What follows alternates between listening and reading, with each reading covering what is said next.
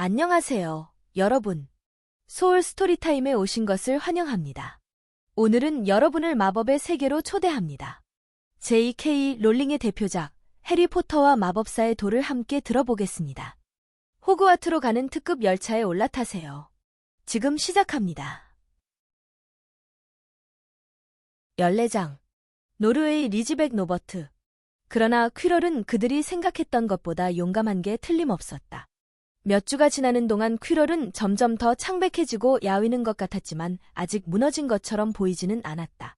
4층 복도를 지날 때마다 해리, 론, 헤르미온느는 문에 귀를 바짝 대고 복스리가 여전히 안에서 으르렁대고 있는지 확인해 보았다. 스네이프는 평소처럼 성질을 부리고 다녔는데 그것은 분명 마법사의 돌이 아직 안전하다는 뜻이었다.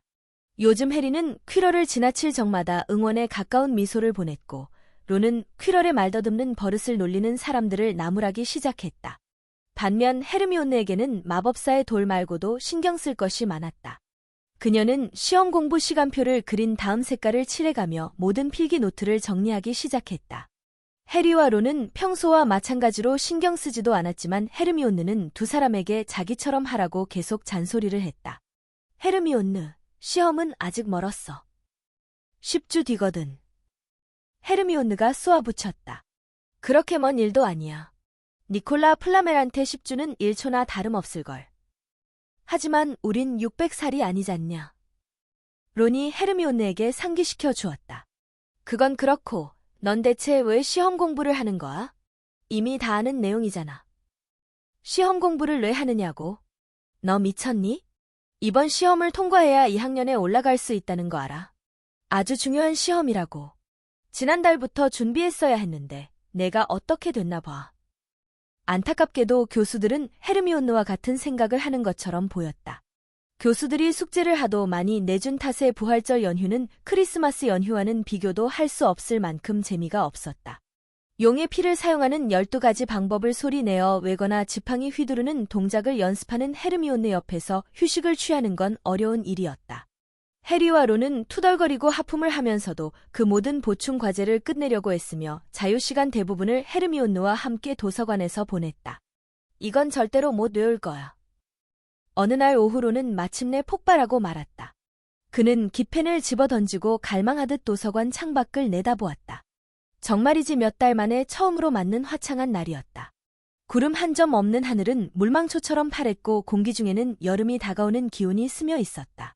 1000가지 마법 약초와 버섯에서 꽃박하를 찾던 해리는 론이 해그리드. 도서관에서 뭐 하세요? 라고 말하는 소리를 듣고서야 고개를 들었다. 해그리드가 등 뒤에 뭔가를 숨긴 채 슬금슬금 시야에 들어왔다. 두더지 가죽 코트를 입고 있는 모습이 도서관과는 영 어울리지 않았다. 그냥 들러본 거야. 해그리드가 말했다. 뭔가 캥기는 목소리가 곧바로 세 사람의 관심을 끌었다. 근데 너희는 여기서 뭐 하는 거냐? 해그리드가 갑자기 의심 어린 표정을 지었다. 아직도 니콜라 플라멜을 찾고 있는 건 아니겠지? 아, 니콜라 플라멜이 누군지는 옛날에 알아냈죠. 론이 의기양양하게 말했다. 게다가 그 개가 지키고 있는 게 뭔지도 알아냈고요. 마법사의 해그리드는 혹시 듣는 사람이 있는지 재빨리 주위를 둘러보았다. 그렇게 큰 소리로 말하면 안 돼. 도대체 왜 이러냐? 실은 아저씨한테 여쭤보고 싶은 게 몇 가지 있어요. 해리가 말했다. 복스리 말고 그 돌을 지키고 있는 게 또 뭐? 해그리드가 다시 말했다. 잘 들어. 이따가 날 만나러 와라. 뭔가 말해주겠다는 약속은 못한다. 아무튼 여기서 그런 얘기를 마구 떠들어선 안 돼. 학생들은 몰라야 한단 말이다. 누가 들으면 내가 너희한테 말해준 줄. 그럼 이따가 봐요. 해리가 말했다. 해그리드는 터덜터덜 돌아갔다. 등 뒤에 숨기고 있던 게 뭐지? 헤르미온느가 생각에 잠겨서 말했다. 그 돌하고 관련된 물건인 것 같아? 해그리드가 어떤 책을 보고 있었는지 보고 올게. 공부라면 할 만큼 했다 싶었는지 론이 말했다. 잠시 후 론이 양팔 가득 책을 안고 와서 책상 위에 콱 내려놓았다. 용이야. 론이 속삭거렸다. 해그리드는 용에 관한 것들을 찾아보고 있었어. 이것 좀 봐. 영국과 아일랜드의 용, 아래서부터 불지옥까지 용 사육을 위한 안내서. 해그리드는 아주 오래전부터 용을 갖고 싶어 했어. 나랑 처음 만났을 때도 그렇게 말하던걸. 해리가 말했다. 하지만 그건 불법이야. 론이 말했다. 모두가 아는 얘기지만 용사육은 1709년에 열린 고위 마법사 총회에서 금지됐어. 뒤뜰에 용을 키우면서 머글들한테 들키지 않기는 어려우니까. 게다가 용을 길들이는 건 불가능해. 위험하기도 하고. 너희도 찰리가 루마니아에서 야생 용에게 입은 화상을 봤어야 하는데. 그래도 영국에는 야생 용이 없지 않아? 해리가 물었다. 당연히 있지. 론이 말했다. 오일스 그린이랑 헤브리디스 블랙. 마법 정보 사람들이 용을 숨기느라 애를 먹고 있는 건 확실해. 머글들이 용을 발견할 때마다 우리 쪽 사람들이 주문을 걸어서 그 기억을 지워야 하거든. 그럼 해그리드는 도대체 무슨 생각인 거야? 헤르미온느가 말했다. 1시간 뒤 세 사람은 숲지기의 오두막 문을 두드리면서 커튼이 모두 닫혀있는 것을 보고 깜짝 놀랐다. 해그리드는 누구세요? 라고 외치더니 그들이 안으로 들어오자마자 황급히 문을 닫았다. 오두막 안은 숨 막힐 정도로 더웠다. 날이 이렇게 따뜻한데 벽난로에서는 불길이 활활 타오르고 있었다. 해그리드가 차를 타주고 담비고기 샌드위치를 권했지만 그들은 거절했다. 그래? 나한테 물어볼 게 있다고? 네, 해리가 말했다. 말을 빙빙 돌릴 까닭이 없었다. 복스리 말고 또 뭐가 마법사의 도를 지키고 있는지 말해 주실 수 있을까 해서요. 해그리드가 해리를 보며 얼굴을 찌푸렸다. 당연히 말해 줄 수 없지. 해그리드가 말했다. 첫째, 나도 모르니까. 둘째, 너희는 지금도 너무 많은 것을 알고 있어. 그러니 알고 있다고 해도 말해 주지 않을 거다. 그 돌이 여기에 있는 데는 그럴 만한 이유가 있어. 하마터면 그린고츠에서 도둑 맞을 뻔했잖냐. 그건 이미 다 알아냈겠지? 도대체 복스리에 대해서는 어떻게 알았는지 모르겠구나. 아, 그러지 말고요, 해그리드. 우리한테 말해주고 싶진 않으실지 몰라도 알기는 하시잖아요. 아저씨는 여기에서 벌어지는 모든 일을 아시니까요. 헤르미온느가 다정하게 구슬리듯 말했다. 해그리드의 턱수염이 실룩거렸다. 그들은 해그리드가 웃고 있다는 것을 알았다. 우리는 그저 누가 돌을 지키고 있는지가 궁금할 뿐이에요. 헤르미온느가 말을 이었다. 덤블도어 교수님이 도움을 청할 만큼 신뢰하는 사람이 아저씨 말고 또 누가 있는지 궁금하니까 그러죠. 헤르미온느의 마지막 말에 해그리드의 가슴이 부풀어 올랐다. 해리와 론은 헤르미온느에게 씩 웃어 보였다. 뭐, 그 정도야 말해줘도 큰 문제 없겠지. 어디 보자. 나한테서는 복스리를 빌려 가셨고. 교수님 몇 분이 마법을 걸었어. 스프라우트 교수님, 플리트윅 교수님, 맥고나걸 교수님. 해그리드는 손가락을 꼽아가며 술을 헤아렸다. 퀴럴 교수님. 그리고 당연히 덤블도어 교수님도 직접 뭔가를 하셨지. 잠깐, 한 명 빼먹었는데. 아, 맞다. 스네이프 교수님도 있었지. 스네이프요? 그래, 아직도 그 생각하고 있는 건 아니겠지? 자, 봐라. 스네이프 교수님은 그 돌을 훔치는 게 아니라 지키는 걸 도왔어. 해리는 론과 헤르미온느도 자기와 똑같은 생각을 하고 있다는 것을 눈치챘다. 스네이프가 돌을 지키는 작업에 참여했다면 다른 교수들이 그 돌에 어떤 보호 마법을 걸었는지도 쉽게 알아낼 게 틀림없었다. 아마 다 알았을 것이다. 퀴럴의 주문과 복스리를 지나가는 방법만 빼고. 복스리를 지나가는 방법을 아는 사람은 아저씨뿐이죠. 해그리드? 해리가 불안한 듯 물었다. 그리고 아무한테도 얘기 안 하실 거죠? 교수님들한테도요. 나랑 덤블도어 교수님을 빼면 이 세상에 그 비밀을 아는 사람은 한 명도 없어. 해그리드가 자랑스럽게 말했다. 뭐, 그럼 됐네. 해리가 다른 친구들을 보며 중얼거렸다. 해그리드, 창문 좀 열면 안 돼요? 쪄 죽겠어요. 안 돼, 해리. 미안하다. 해그리드가 말했다. 그가 벽난로를 힐끔거리는 모습이 해리의 눈에 띄었다.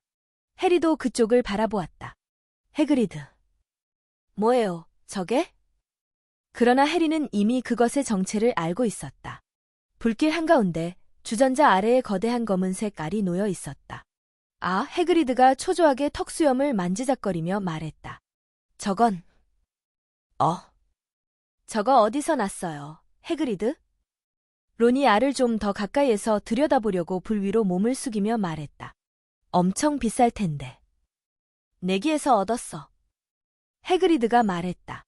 어젯밤에 술 한잔하러 마을에 내려갔다가 처음 보는 사람하고 카드 게임을 했거든. 솔직히 그 사람은 저걸 처분하게 돼서 정말 기뻐하는 것 같았지만. 하지만 부화한 다음에는 어쩌시려고요? 헤르미온느가 물었다. 뭐, 책을 좀 읽어봤지. 해그리드가 베개 밑에서 두꺼운 책을 한 권 꺼내며 말했다. 도서관에서 빌려왔어. 즐거움도 주고 돈벌이도 되는 용 기르기라는 책이야. 물론 좀 오래된 책이긴 해도 필요한 내용은 다 들어있어. 어미 용은 알에 끊임없이 순결을 뿜어주므로 앓은 불 속에 두어야 한다. 부화하면 30분마다 닭피를 섞은 브랜디를 한 양동이 먹여야 하고. 여길 봐. 서로 다른 종의 알을 구분하는 방법. 내가 얻은 건 노르웨이 리지백이야. 희귀종이지. 해그리드는 매우 만족하는 것처럼 보였지만 헤르미온느는 그렇지 않았다. 해그리드, 여긴 나무로 지은 집이잖아요. 헤르미온느가 말했다. 하지만 해그리드는 도통들을 생각이 없는지 난롯불에 땔감을 더 집어넣으며 즐겁게 콧노래를 불렀다. 그리하여 이제 그들에게는 걱정거리가 하나 더 생겼다. 해그리드가 법을 어기고 오두막에 용을 숨기고 있다는 사실을 누군가 알면 어떻게 될까? 평화로운 삶을 산다는 건 대체 어떤 걸까?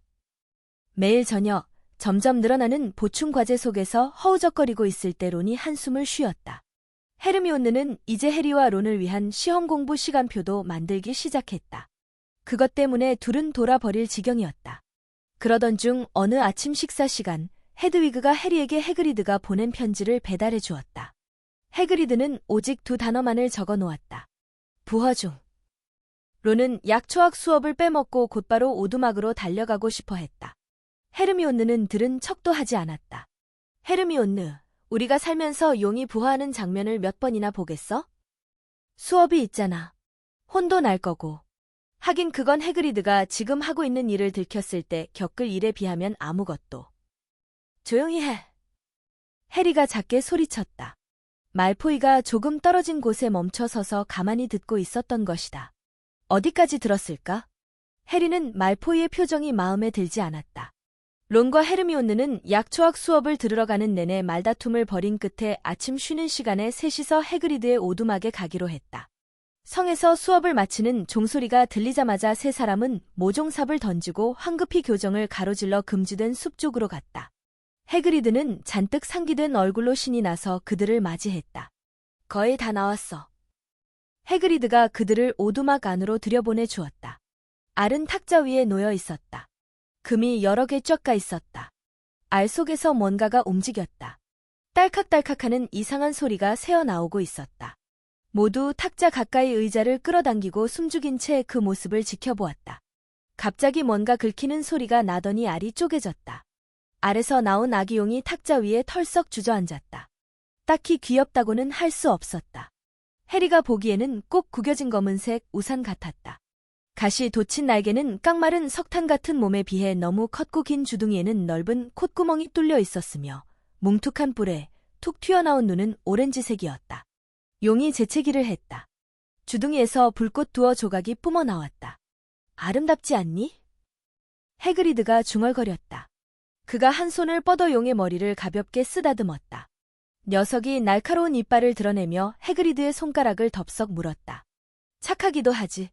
봐, 이 녀석이 엄마를 알아보네. 해그리드가 말했다. 해그리드. 헤르미온느가 입을 열었다. 노르웨이 리지백이 다 자랄 때까지 정확히 얼마나 걸려요? 막 대답하려는 순간 해그리드의 얼굴에서 돌연 핏기가 사라졌다. 그는 자리에서 벌떡 일어나 창가로 달려갔다. 왜 그래요? 누가 커튼 사이로 안을 들여다보고 있었어. 어린애였는데. 다시 학교로 뛰어가고 있어. 해리는 쏜살같이 문으로 달려가 밖을 내다보았다. 먼 거리였지만 잘못 봤을 리 없었다. 말포이가 용을 보고 말았다. 그 다음 주 내내 말포이의 얼굴에 도사리고 있는 미소 때문에 해리, 론, 헤르미온느는 매우 초조했다.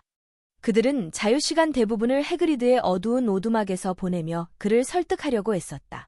그냥 놔줘요. 해리가 힘주어 말했다. 풀어주라고요. 그럴 수는 없어. 해그리드가 말했다. 너무 어리잖아. 죽고 말 거야. 그들은 용을 바라보았다. 용은 겨우 일주일 사이의 길이가 3배나 자랐다. 콧구멍에서는 끊임없이 연기가 흘러나왔다. 용을 돌보느라 바쁜 탓에 해그리드는 sup직이 일을 하지 못했다. 바닥은 빈 브랜디 병과 닥털 천지였다. 녀석을 노버트라고 부르기로 했어. 해그리드가 촉촉한 눈으로 용을 바라보며 말했다. 이제는 정말로 나를 알아봐봐라. 노버트! 노버트! 엄마 어딨니? 정신이 나갔나 봐. 론이 해리의 귀에 대고 중얼거렸다. 해그리드. 해리가 큰 소리로 말했다. 보름만 있으면 노버트는 아저씨 집만큼 커질 거예요. 지금 당장 말포이가 덤블도어 교수님한테 일러바칠 수도 있어요. 해그리드는 입술을 깨물었다. 나도 저 녀석을 영원히 데리고 있을 수 없다는 걸 알아. 하지만 그냥 버릴 수는 없잖아. 그럴 순 없어. 해리가 갑자기 론을 돌아보았다. 찰리. 해리가 말했다. 너도 정신이 나가려나 보다. 론이 말했다. 난 론이야. 잊었어? 그게 아니라 찰리 있잖아. 너희 형 찰리. 루마니아에 있는 형 말이야. 용을 연구한다면서. 찰리한테 노버트를 보내면 되잖아. 노버트를 돌봐주다가 야생으로 돌려보낼 수 있을 거야. 기발한데. 론이 소리 높여 물었다. 그건 어때요, 해그리드? 그리하여 결국 해그리드는 찰리에게 올빼미를 보내 의견을 물어보는데 동의했다. 그 다음 주는 아주 천천히 흘렀다. 수요일 밤, 헤르미온느와 해리는 모두가 잠자리에 들고 한참이 지나서까지 단둘이 휴게실에 남아 있었다. 벽시계가 막 자정을 알리는 종을 쳤을 때 초상화 구멍이 헥 열렸다. 해리의 투명 망토를 벗으며 난데없이 론이 나타났다. 론은 해그리드의 오두막에서 노버트에게 먹이 주는 일을 도와주고 왔는데 노버트는 이제 죽은 쥐를 상자 단위로 먹어 치우고 있었다. 물렸어. 론이 피투성이가 된 손수건으로 싸맨 자신의 손을 보여주며 말했다. 일주일 동안 기펜도 못 잡을 거야. 정말이지 저 용은 내가 여태까지 만났던 짐승 중에서 제일 끔찍한 놈이야. 하지만 해그리드가 그놈을 다루는 걸 보면 다들 용이 아니라 무슨 복슬복슬하고 귀여운 토끼라도 되는 줄 알걸. 녀석이 날 무니까 내가 겁줘서 그런 거라고 나한테 뭐라 하더라니까. 내가 오두막을 나설 때는 자장가까지 불러주고 있었어. 어두운 창문을 톡톡 두드리는 소리가 났다. 헤드위그다. 해리가 얼른 달려가 헤드위그를 들여보내주면서 말했다. 찰리의 답장을 가지고 왔을 거야. 세 사람은 편지를 읽으려고 머리를 맞댔다. 론에게 잘 지내지? 편지 고맙다. 노르웨이 리지백이라면 기꺼이 받아줄 수 있지만 여기까지 데려오는 게 쉽지 않을 거야. 다음 주에 나를 만나러 오기로 한 친구들이 있는데 그 친구들을 통해서 보내는 게 가장 좋은 방법일 것 같아. 문제는 그 친구들이 불법으로 용을 데리고 있는 걸 들켜서는 안 된다는 거야. 토요일 자정에 리지백을 학교에서 가장 높은 탑에 데려다 놓을 수 있니? 거기서 내 친구들을 만나면 그들이 날 밟기 전에 용을 데려갈 수 있을 거야. 답장은 최대한 빨리 보내다오. 사랑하는 형. 찰리. 셋은 서로를 바라보았다. 투명 망토가 있잖아. 해리가 말했다. 그렇게 어렵지 않을 거야. 투명 망토가 크니까 우리 중 2명하고 노버트는 덮을 수 있을 거야. 지난 한 주가 얼마나 끔찍했던지 두 사람은 해리의 의견에 동의했다. 그들은 뭐든지 할 수 있었다. 노버트를 그리고 말포이를 떼어낼 수만 있다면. 문제가 하나 생겼다. 다음 날 아침 용에게 물린 론의 손이 2배로 부어올랐다. 론은 폼프리 선생에게 가도 될지 어떨지 알 수가 없었다. 폼프리 선생이 용에 물린 상처를 알아볼까? 하지만 오후가 되자 더 이상 선택의 여지가 없었다. 노버트의 송곳니에 독이 있었는지 상처가 역겨운 초록색으로 변해버린 것이다. 해리와 헤르미온느가 그날 수업을 마치자마자 병동으로 달려갔을 때 론은 아주 끔찍한 상태로 침대에 누워 있었다. 손 때문만은 아니야. 론이 속삭이듯 말했다. 손이 떨어져 나갈 것 같긴 하지만. 말포이가 폼프리 선생님한테는 내 책을 빌리러 왔다고 하고 들어오더니 날 비웃었어.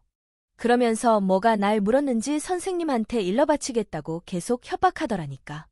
나는 걔한테 물렸다고 했거든. 선생님은 안 믿는 것 같지만. 퀴디치 시합 날 그 자식을 때리는 게 아니었어. 그래서 이러는 거야.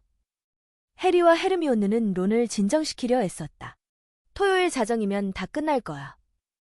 헤르미온느가 말했지만 론을 진정시키는 효과는 전혀 없었다. 오히려 론은 몸을 벌떡 일으켜 앉아 땀을 흘리기 시작했다. 토요일 자정.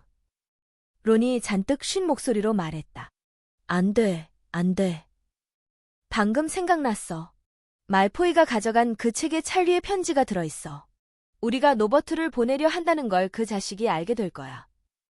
해리와 헤르미온느가 뭐라고 대꾸할 겨를도 없었다. 그 순간 폼프리 선생이 다가와 론이 자야 한다며 두 사람을 내보냈던 것이다. 이제 와서 계획을 바꾸기엔 너무 늦었어.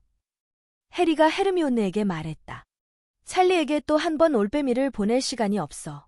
이번이 노버트를 떠나보낼 마지막 기회인지도 몰라. 그냥 위험을 감수해야 돼. 그리고 우리에겐 투명 망토가 있잖아.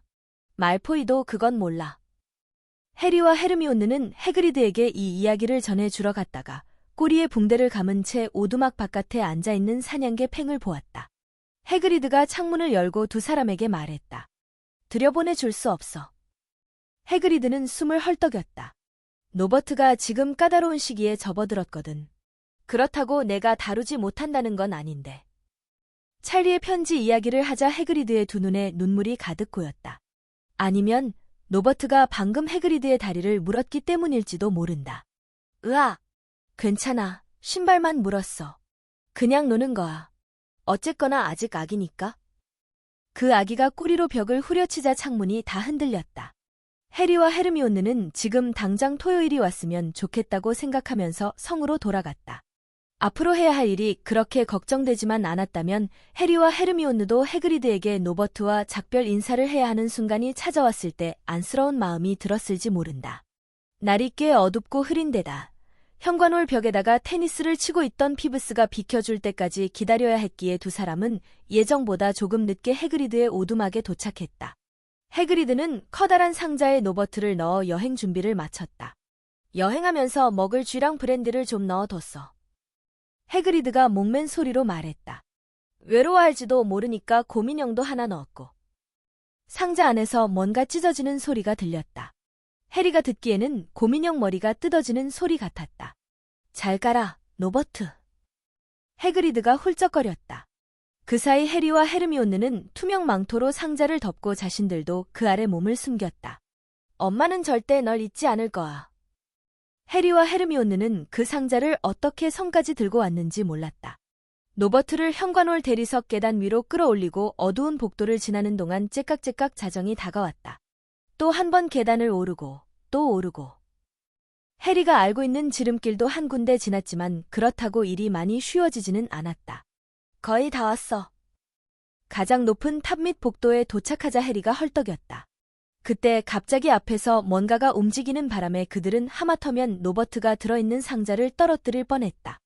그들은 투명 망토를 써서 이미 보이지 않는다는 사실을 잊은 채 어둠 속에 몸을 움츠리고 3미터쯤 떨어진 곳에서 옥신각신하는 두 사람의 어두운 윤곽을 뚫어지게 바라보았다. 등불 하나가 불쑥 튀어나왔다. 격자무늬 가운에 머리그물을 쓴 맥고나걸 교수가 말포이의 귀를 잡고 있었다. 방과 후 징계다. 맥고나걸 교수가 소리쳤다. 그리고 슬리데리는 20점 감점이야. 한밤중에 학교를 돌아다니다니 어떻게 감히. 그게 아니라니까요, 교수님. 해리포터가 오고 있어요. 그 자식이 용을 데리고 있다고요. 무슨 말도 안 되는 소리야. 감히 그런 거짓말을 하다니. 어서 따라와라. 스네이프 교수와 내 얘기를 좀 해야겠구나, 말포이. 그 뒤로는 탑 꼭대기로 향하는 가팔은 나선형 계단을 오르는 게 세상에서 가장 쉬운 일처럼 느껴졌다. 차가운 밤 공기 속으로 나간 다음에야 해리와 헤르미온느는 투명 망토를 벗었다. 다시 제대로 숨을 쉴 수 있어 좋았다. 헤르미온느는 덩실거리듯 어깨를 들썩였다. 말포이가 방과 후 징계를 받았어. 노래라도 부르고 싶네. 그러지 마.